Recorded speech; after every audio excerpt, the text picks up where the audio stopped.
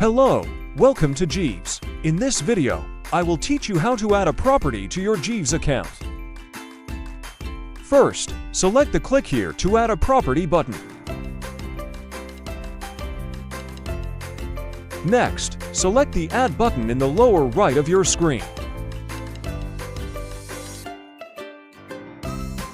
Look at the list for your project and select it.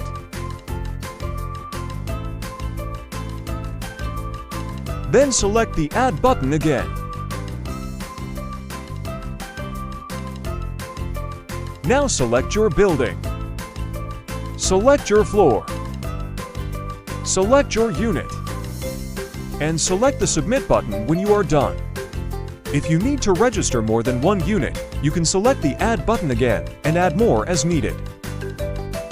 Next, for each unit, select the role most suited for you. If you are an owner, kindly choose the owner role. If you are an SPA, family member, tenant, contractor, or any others, kindly choose the member role. Once you're done, select the Submit button.